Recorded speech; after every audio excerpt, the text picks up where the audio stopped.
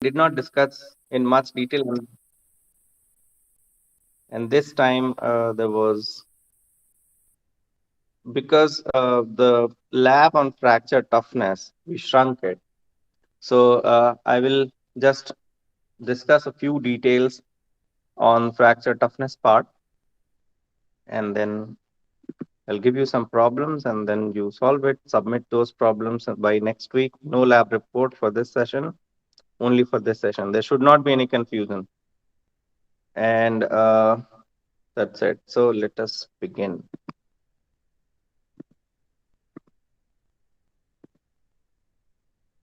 So can you see the screen? Yes, sir. Yes, sir. Okay, good. So it helps if you remember what we have discussed in fracture toughness testing, but even if you don't remember, it doesn't matter. So it's working. Okay. All right.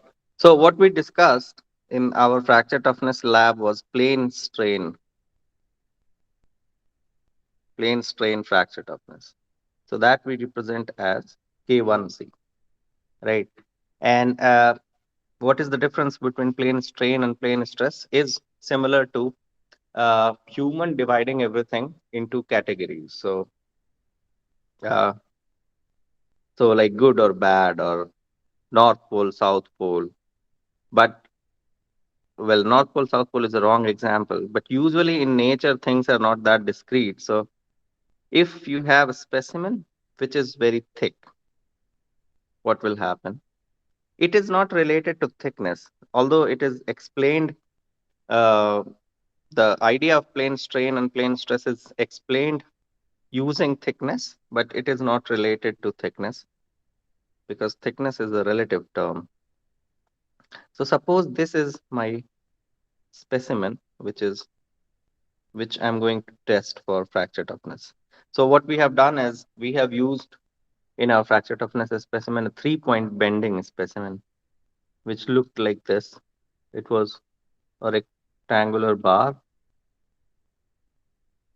which had a notch at the center, and we had a roller at the opposite of the tip of the crack here. So this was going down, and then you have one roller here, one roller there, and this is why you have 1 point, 2 point, 3 point. So there's a 3-point bending. So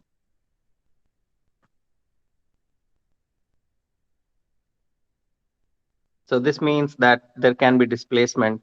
This thing means that there can be displacement only in this direction. So if it is x and this is y, then ux can be anything, but uy is 0. This is what the symbol means. And here on the tip, we have uy is a finite value. So it will go down. So uy is usually less than 0 and ux is 0. So this roller will not move. So this was what we did in our fracture toughness testing. Another standard specimen is this one, which is called compact tension specimen. So let us look at this specimen.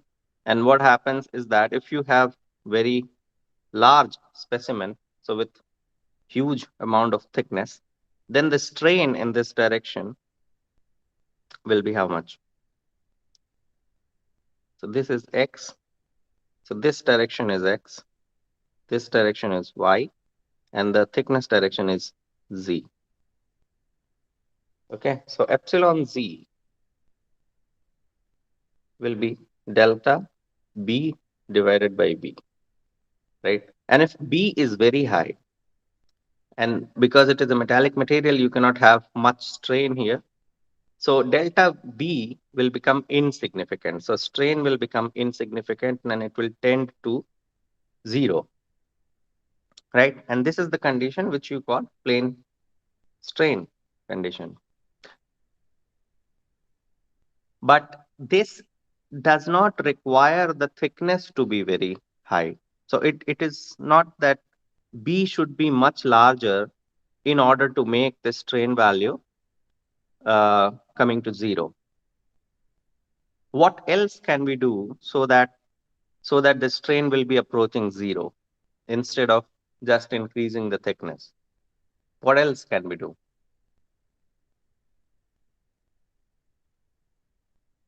So plane strain is a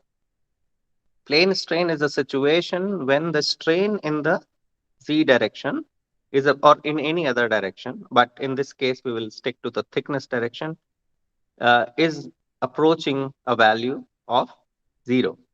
What else can we do instead of increasing the thickness? What else can we do so that this happens? So we can restrict the elongation through z directions. Exactly. Yes. Very good. So we can decrease this value, delta B, to be very, very, very small. And how do we do that? We do that by choosing a material which does not deform, which does not deform that easily.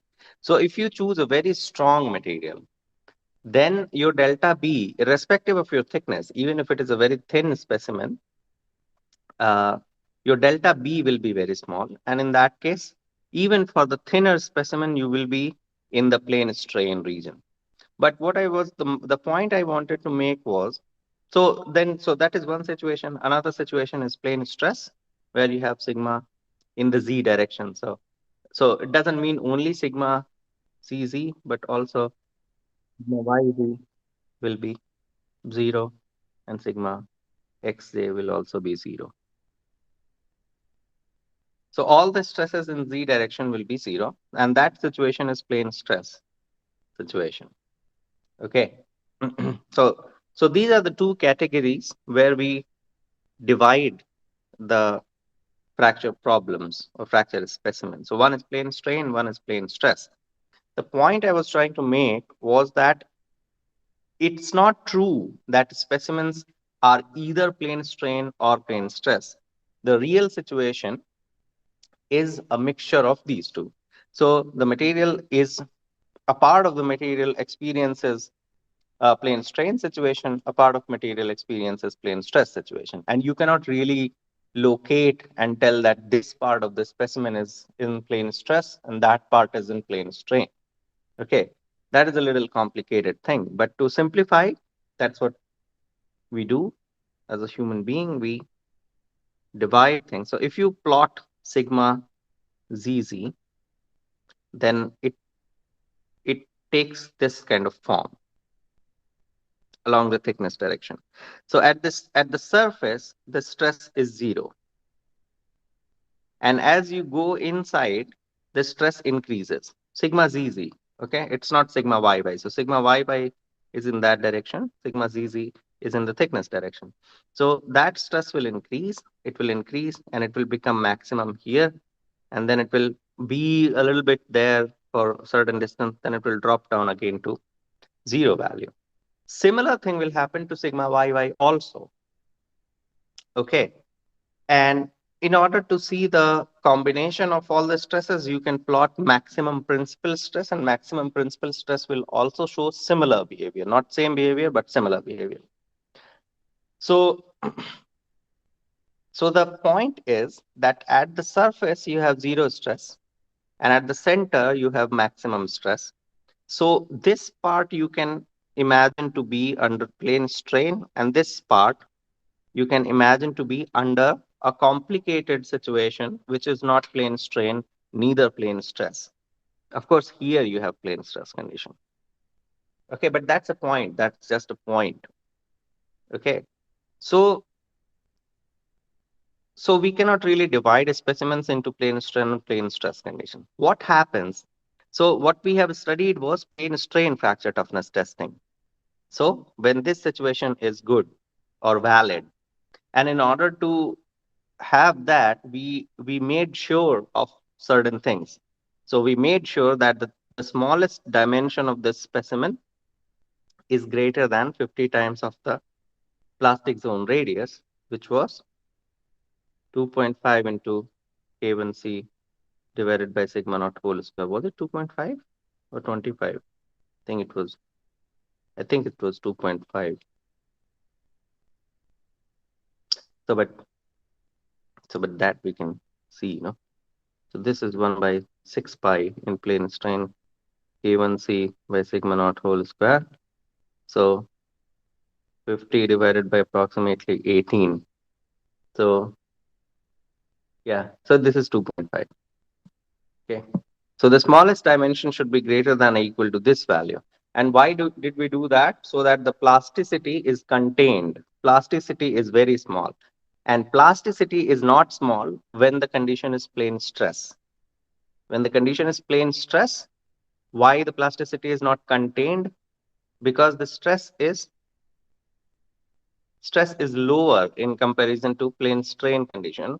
And in that case, you have a very large section because the stress will be increasing at every place in the similar fashion. And so you will keep on increasing the load.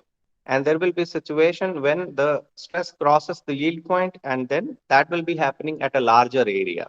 So a huge part of the specimen will be yielding in case of plane stress, and a very small zone will be yielding in plane strain situation.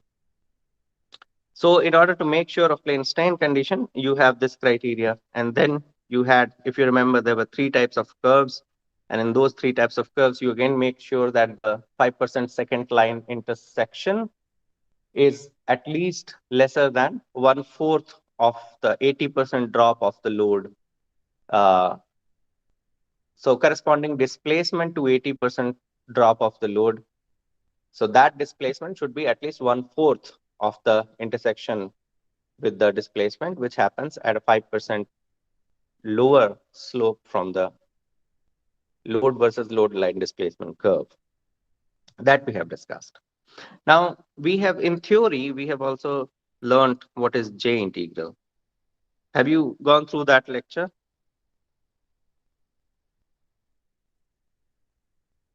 Have you gone through the lecture of J integral? Are you guys there or you have left?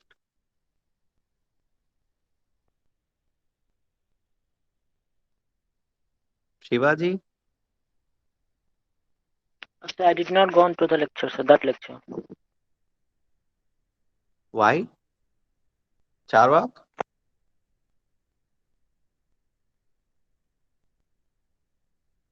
Charvak, are you there?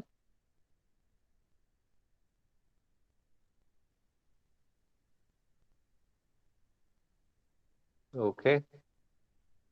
So what do? You start the session and then you leave.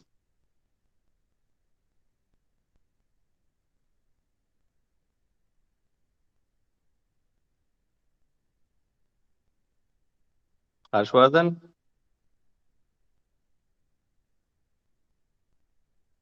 Adarsh? Yes, sir. Sir, can you again repeat the question? No, I cannot repeat the question. Why should I repeat the question? Have you not heard the question?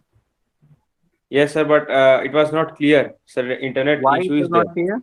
Why it was not clear? Sir, the audio was coming by breaking. Internet issue Hmm. is there.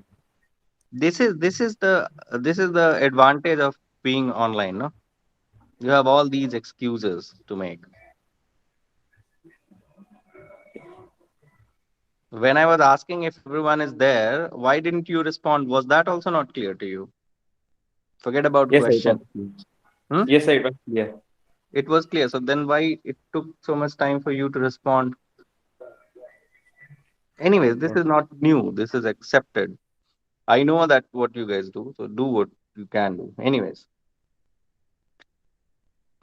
okay, so J integral we have discussed. So we have strain energy density, which is represented by phi or sometimes small w symbol. And then you have identity tensor, and then you have traction, then you have displacement gradient with a vector which describes the increment in the contour. So at a crack tip, you have a contour, and this contour elemental increment is given by ds. So this is my J integral, which more or less tells me that how much energy is coming and how much energy is going, and it obeys the property of a line integral. So this we have gone through in lectures. I do not understand why do you not see the lectures.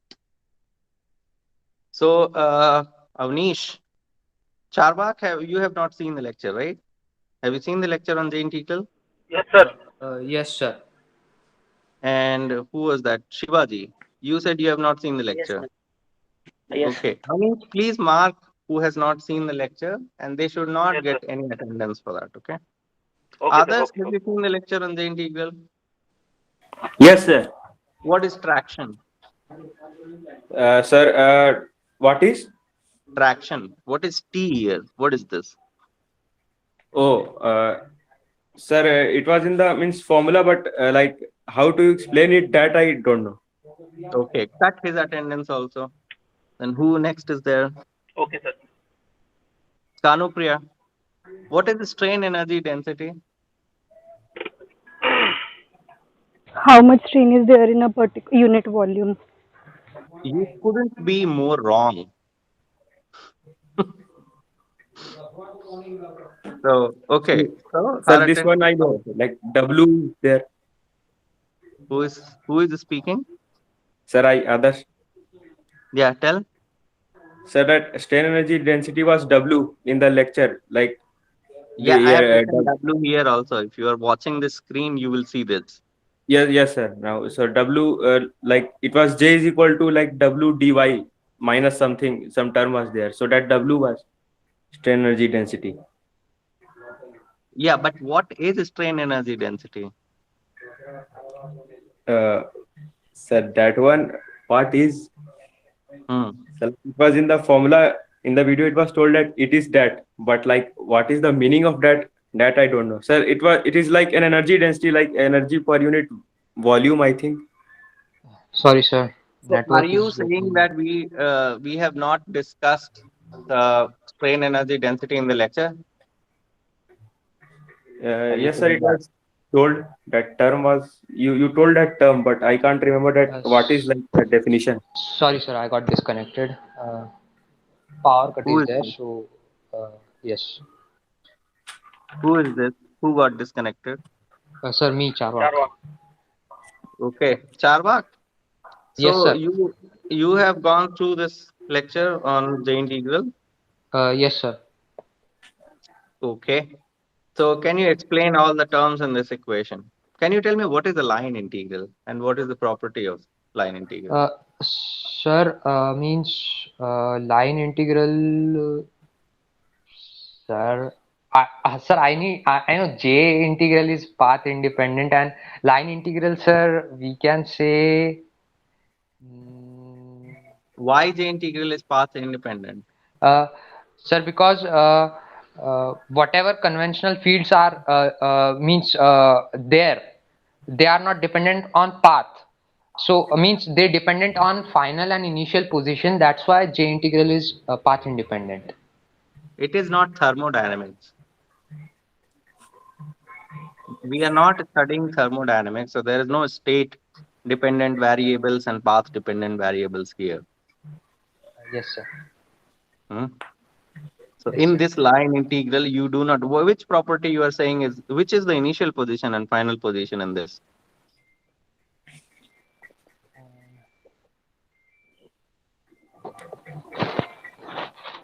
तो किधर का भी answer किधर भी नहीं चिपका सकते. Yes, sir. Hmm. So Avnish, you know what to do. Yes, sir. Okay, good, fine. So this was the integral which we discussed in our theory course. And how do we measure it? This is an integration which you can calculate. Maybe I don't think you have thought of how to calculate. How will somebody calculate the value of this integral? Well, one way of doing it is by simulating this using finite element analysis, and you take different points on this contour, okay, and then you can also do it theoretically. So, but for that you will have to assume certain things. So you will have to assume that this line of the contour falls in the elastic domain, and there is no plastic deformation here. So plastic zone is somewhere inside this contour. If you assume that, then using theory of elasticity, you can calculate different So what do you need to calculate strain energy density will be simply, so phi is equal to integration of sigma dot d epsilon. This is strain energy density. So, so whatever value of strain, so if you are applying displacement on the specimen, then you will go from 0 to epsilon. And in that case, you need to calculate the value of stress and you need to calculate the value of strain also at each point. So if you're following theory of elasticity, then you can calculate stresses because sigma ij is equal to k by root over 2 pi r f of theta. So for instance, you want to calculate here. So the r vector is this, theta is this. So you have r theta, plug it in here, and then you can calculate sigma ij. You need to know how much k you have applied. So K you can find out because you are pulling this specimen with certain amount of force. From that force, you can calculate the sigma applied. And then K will simply be sigma applied root over pi A. Pi, you know, and A is this distance from the crack tip to the load, to the center of the hole. So you can calculate K. So you can calculate stress, you can calculate strain, and then you can calculate strain energy density. Traction is sigma dot n.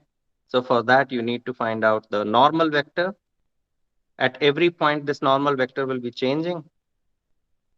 And you need to find out displacement gradient. So this you can calculate. There is a solid mechanics formulation for that. And ds you can decrease. So you can do an integration at the end in in terms of ds.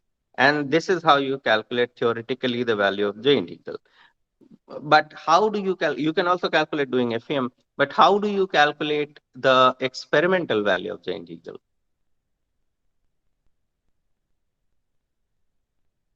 And why should we do it?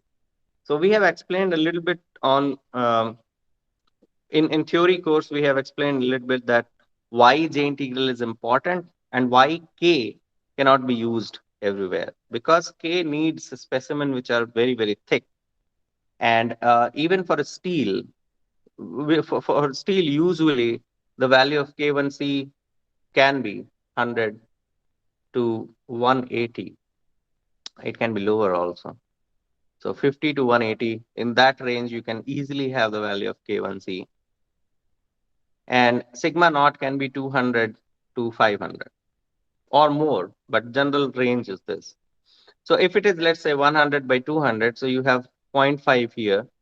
So so the square of that becomes 0.25, right? 0.25 into 2.5 will be how much? Sir, once again. 1.25, sir. 0.25 into 2.5. 6.25. 6.25. Sir, 0.625. 0.625. So 0.625 meters this will be. So how much Yes. millimeter it is? 62. 62.5 millimeters, right? Yes, sir. 6 to 5 Yes. millimeters. 6. Hmm? 6 to 5 millimeters. Yes, sir. Yes. So yeah, okay. So 62.5 centimeter.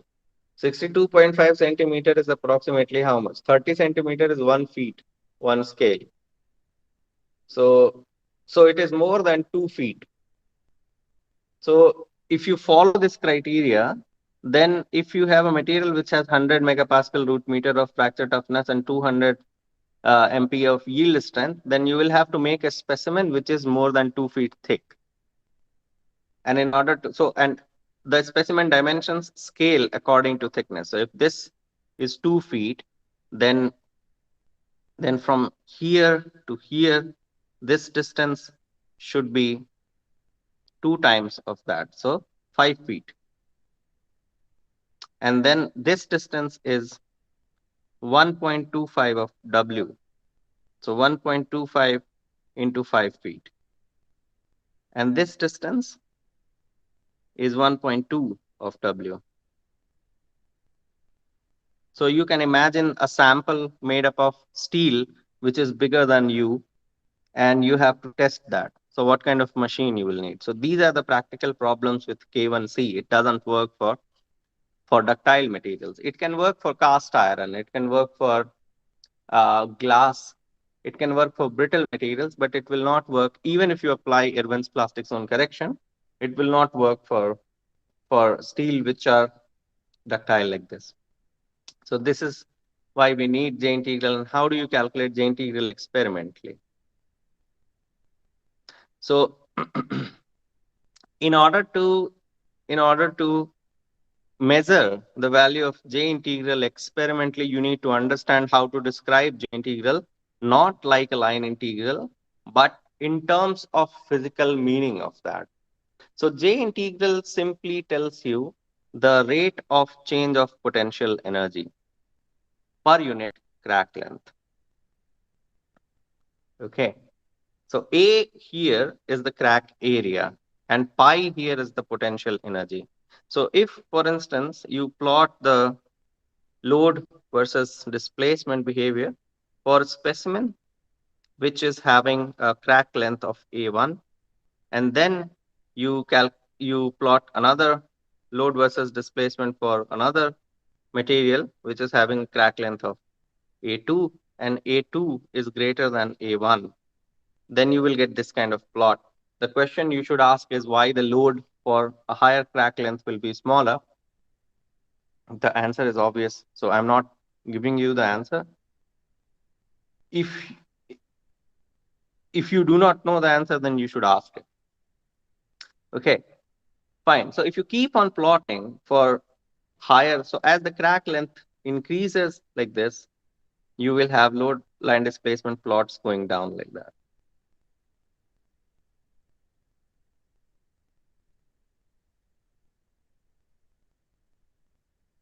Okay, and The reason for this will be J is equals to A upon B A upon B by delta A. That's why this is happening, because delta A is also decrease means decreasing. That's means increasing. That's why J is decreasing. A upon B by delta, what is that? Uh, so J integral formula. What is that formula? So J is equals to A upon B by delta A, where A is area under curve, A and upon B by delta A. yes. How do So you will get that that be occur? formula? No, no, So the reason is very simple. You don't have to go in any formula. okay. You just have to think a little bit. Anyways, so think about it. And Yes. as you increase the crack length, and so your curve will drop down, and the potential energy can be calculated by finding out the area under this curve. And A, the capital A is simply the area on which the force is applied.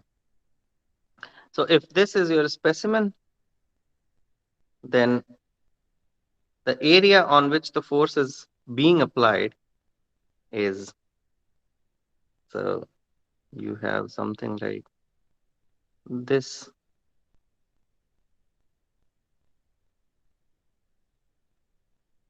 So the area on which the force is applied is this.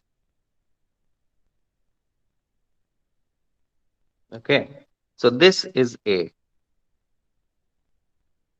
So what this definition tells you is that if a crack grows from here to here, then then this much area has opened up when the crack has grown, right? So initially you had an area which was this, and now you have the area remaining, which is only in green color. So the potential energy must have changed with the change in this area, and that rate of change of that potential energy per unit change in area where the load is applied is the definition of J integral in its physical significance. So using this definition, you can measure the value by conducting an experiment. Okay, because you cannot calculate the line integral by doing an experiment. So although it's not completely true, you can actually also calculate the line integral by doing experiments. And people have done it to prove the path independence of of the of the J integral. But that is a cumbersome process, and it was done to prove the theory. It cannot be used to measure the value of the material's property every time you do the experiment. And we will see that if you just do the experiment uh, with the easy definition of J, even then it is not very easy. Okay, so this is the definition. And then if you take the area under this curve, then that area is designated as U, because we are not taking stress strain, we are taking load and displacement. So the relation between U and pi will give you a value of J as 1 by B del U by del A. And this symbol represents that it is displacement controlled experiment. That means you are applying displacement and not force. And usually people do that kind of experiment. Okay. So, so this is the definition of J integral. Now, how do we calculate it? How do you find out the value? B is thickness of the specimen. So this is B, and U is the area under that curve, and A is the crack length. So you see that we have replaced capital A with B into delta A. Okay, so B is the thickness, which is not changing when the area is changing. The only change which contributes to the change in area is the crack length, right? So as the crack grows, you only change the value of A, and B remains constant. So you can do this manipulation, and you can replace A with B delta A. Okay, and and if you apply force instead of applying displacement, then this definition will change. So then J will be simply 1 by B into del U star by del A. But we will not discuss this much. I will just tell you how it used to be done initially. So what you do is you take a lot of specimen, more than one specimen, with different initial values of crack length. So here, let us say this is a specimen number 1, and you have a value of crack length A1, and then you take another specimen where you have a deeper crack, so the value is A2, and so on. So you have A3 and so on. So you have n number of specimens, and you test them. So you put them under UTM, which we used for tensile testing, and you have seen no. So you haven't seen this kind of experiment. So, but the idea is simple because you have holes here. So you will just put a pin, and that pin will be connected with the UTM, where we, instead of putting a tensile specimen which is threaded, you put a pin and the upper part of. So I think I have explained it in one of the lectures. So you have an adapter which looks like this, and you have a pin which looks like that. And then you put the specimen part, which I will draw in a different color. So, so this is the specimen which you put, and the specimen hole is here. And then once you have put this specimen, you put this pin inside, and the pin is gone, right? And now this part is on the upper side. This part is having a thread, a female thread, okay? And your UTM is having a male thread. So, so the UTM upper part is having a male thread, and this will be connected here, and then you have the specimen clamped in the, not clamped, but uh, threaded with the UTM. So you do that, and then you pull the specimen, for different amount of initial crack lengths. So you will get different values of uh, load versus displacement curves. And why I'm drawing like this? Because my experiment is displacement controlled. So I'm going to fixed value of displacement. So now at discrete values of displacements like delta 1, delta 2, delta 3, and delta 4, you can calculate the area under the curves, right? So each line represents the value for each crack length. So this is A1, A2, A3, A4. You should also think what will happen if instead of applying displacement, if you apply force, how will it look like? So I will just plot that and you should think about it. So the instead of applying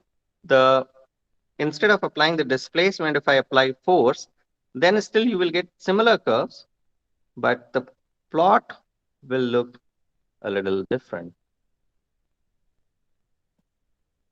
So the plot will look like this.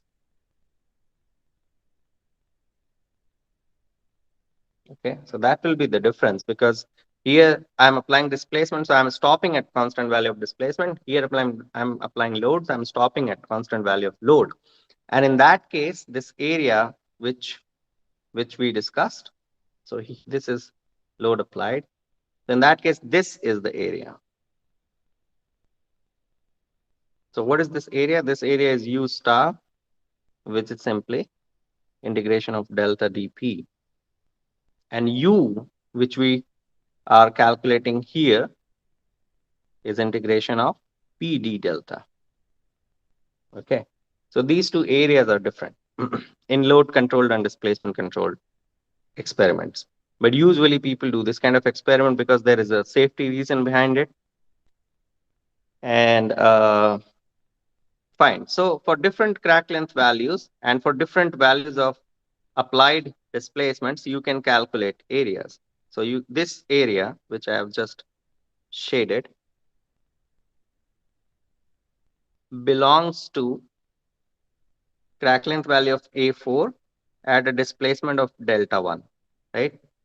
And similarly, if you add this part to it, so that area will be for A3 at a value of delta 1. So at a value of delta 1, you will find 4 different areas for different crack length values. And if you plot those by calculating the energy stored versus the crack length, so then how will you calculate this? Using this formula. And if you plot those, you will get this kind of curve for displacements, for different displacement values. And from this curve, once you have plotted this curve, you can easily calculate the value of this. And each line represents a constant value of delta. So you are actually calculating this integration. And you just have to divide that by 1 by b, and then you will have the value of J integral. Right? And the slope is going to be negative. So negative, negative will cancel out, and you will have a positive value of the integral. Okay? And this is called the multi-specimen approach, using which the value of J integral is calculated. You need multi-specimen because you need the variation of energy per unit area. So how much change in area or with the change in crack length, how the energy changes, that information you need in order to measure the J integral. And this is why you are performing tests for specimens which are having different values of initial crack length. Can you do it with one specimen? Is it possible to do it with one specimen?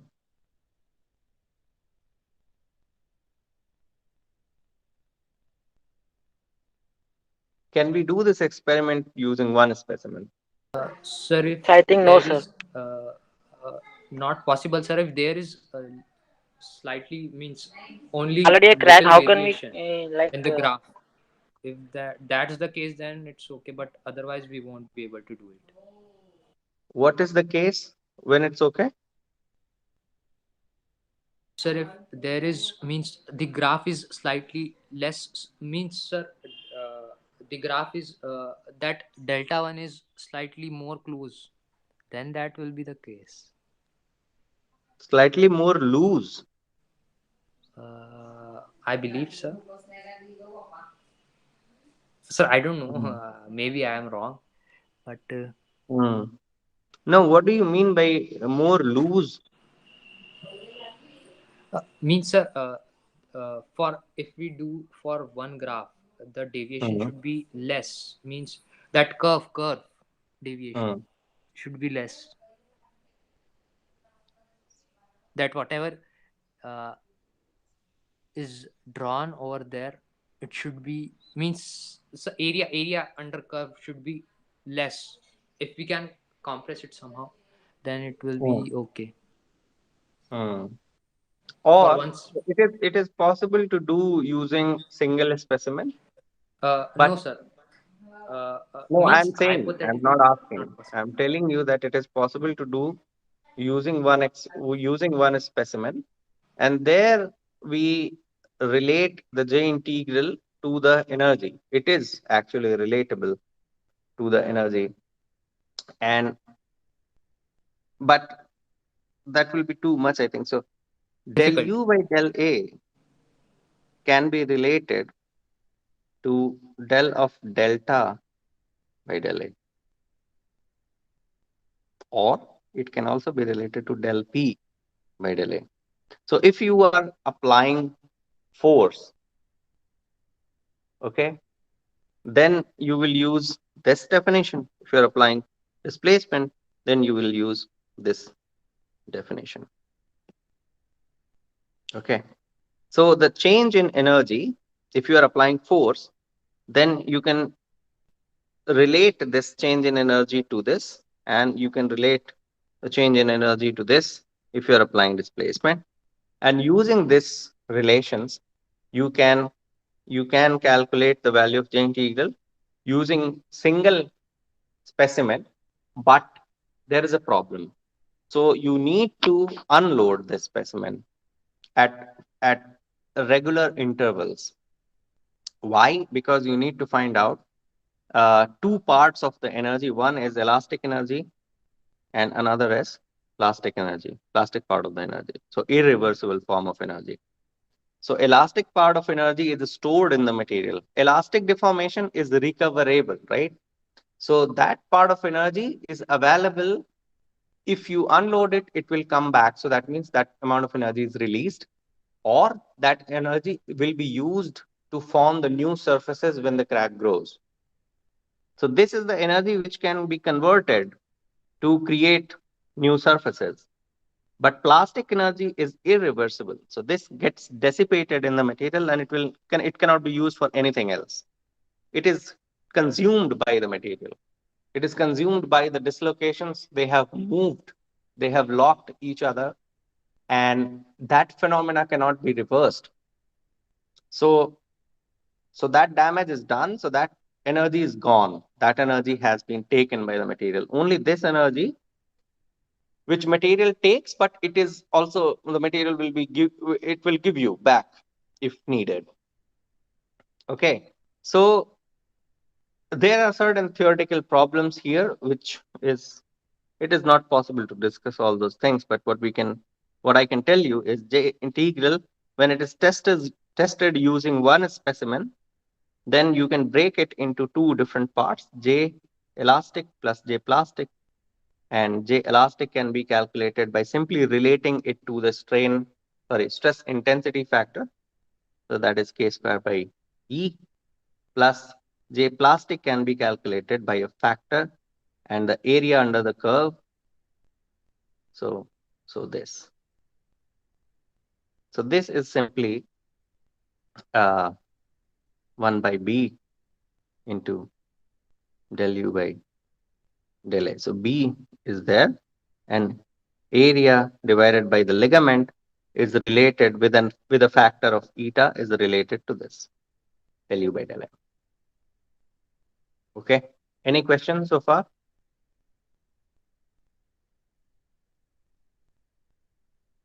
Yes, sir. Yeah. Tell what is your Sir, question? Yeah. sir, I still didn't get how we can do that with one specimen. Yeah, because I did not explain much about that. How do you do with the Specimen. single specimen?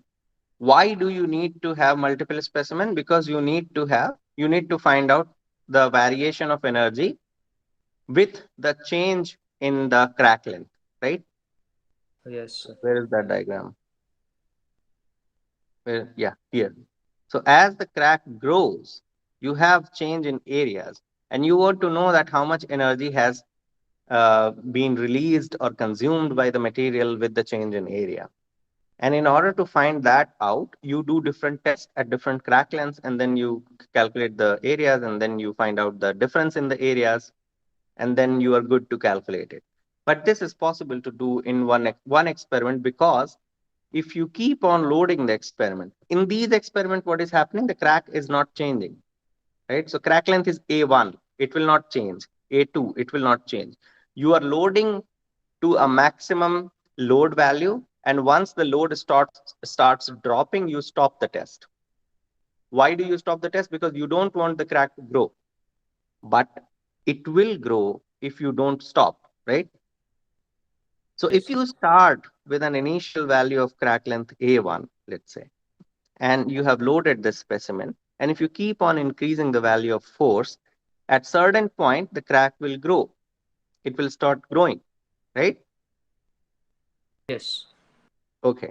So now the crack has grown by an amount of delta A. So the area has changed by an amount of delta A. The problem here is, how do you know? If you keep on increasing the load, the crack will keep on growing. And let us say that at this point you stop the test. Okay. So you will get a load versus displacement plot, which will look like this. So it will reach a maximum, and then it will decrease. The force will decrease because you have lesser and lesser area to hold. The material is not holding, right? So the material which is connected, that area is decreasing, right? That area is decreasing as the crack grows. So less material is holding up, and that's why you will need lesser force to have the same stress, for instance, right? Because stress is P by A, and area is decreasing, so you need less force. That's why the force will drop as the crack will grow. Is this clear? Yes, sir. Okay, so you will get a curve like this.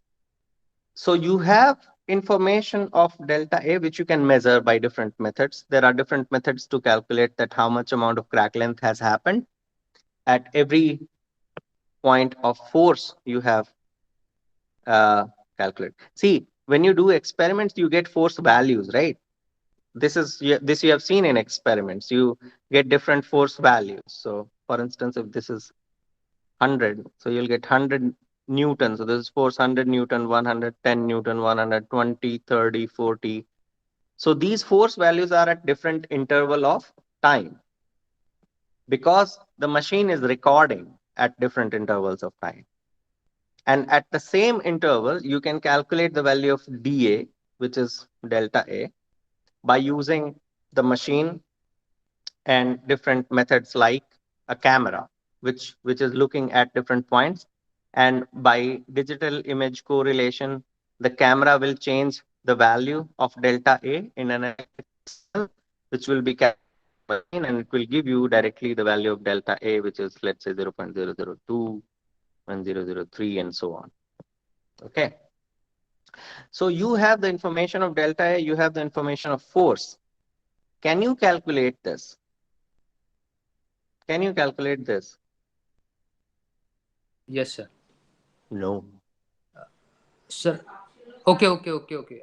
You I cannot. got it. You still cannot. Why?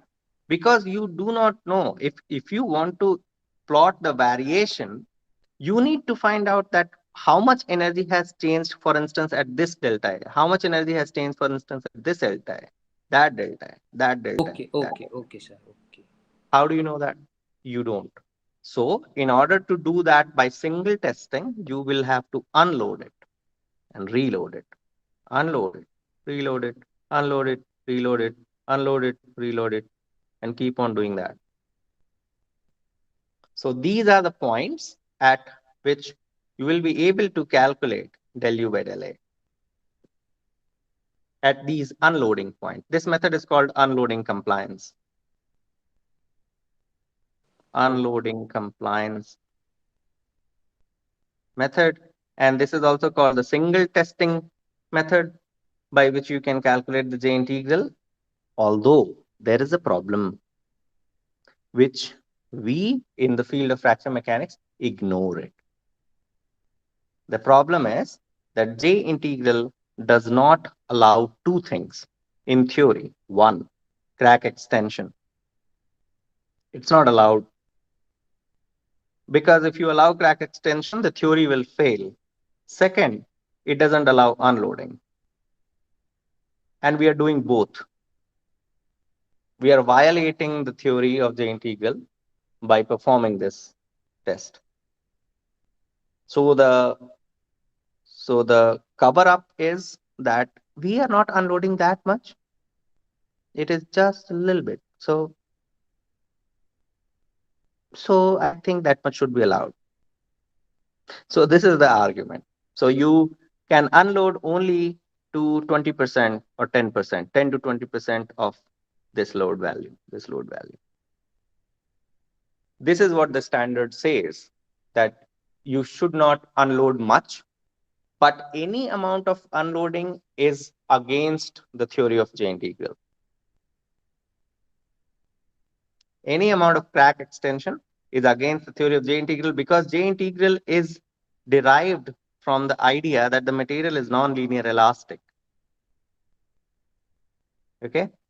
And this idea, this assumption will be broken if you unload it or if the crack extends, because unloading will be causing, so in crack length, in the crack extension, this unloading I'm talking about. Okay, so this unloading is happening because the crack moves from one place to another place. And when the crack moves, there is a plastic deformed zone which remains there. So if I have a crack tip here, there is a plastic zone, right? So this area is plastically deformed. Once the area is plastically deformed, it cannot be undeformed because that's an irreversible process. Now the crack has grown here. So a new plastic zone forms. But this part is plastically deformed, which is called plastic wake, right? This cannot be undone. This will be there. And we are breaking theory of elasticity because we have assumed the material to be non-linear elastic, but we have a zone which is plastically deformed, right? So when we do this, we actually violate the theory, but still we do it by saying that we are not doing it that much, and we still can calculate J integral in according to the standard. Okay, and in research there is huge debate on this, that whether or not this is good or not, but still people do it because instead of testing 100 specimens, it is always better to test one specimen. yes, sir. Okay, so I end the session here, and if you have any question, you can ask. I'm here, and I'll give you some problems related to this, and this will be end of the lab we have. So next week, you will only submit. There will be no session. Any question related to this? No, sir. Okay, all right. So I end it. And if you have any question, if you want to discuss something next week, you can decide that and you can let me know. We can use the session. When should we have the Viva? That also you should decide. If you want to have the Viva in the next lab session, we can do that also. Or Sir, we we can will do, discuss and let you yeah. know. Okay. Uh, Okay. yes, sir.